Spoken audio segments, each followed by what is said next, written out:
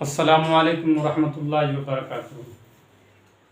ये सबक नंबर 8 है और 8 का चौथा पाठ है। उर्दू कवायद इसमें फ़ाइल।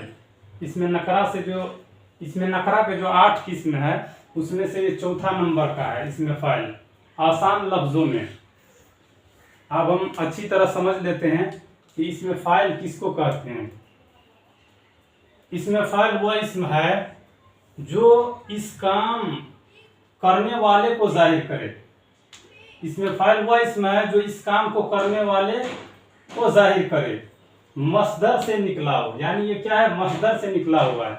मसलन मिसाल के तौर पर लिखने वाला, पढ़ने वाला, पीने वाला, दौड़ने वाला, खाने वाला, उन कलमों में लिखने वाला उस शख्स को जाहिर करता है। यानी ये जो लिखने वाला लिखा है, उन कलमों में लिखने वाला उस शख्स को जाहिर करता है जिससे लिखने का काम वाक़े में आया, यानी उससे वह काम क्या अमल में आया। यानी जो लिखे, लिखने वाला जो लिखे, इसी तरह पढ़ने वाला जो पढ़े, दौड़ने वाला उसको जो दौड़े, खाने वाला जो खाए, पीने वाला जो पिए।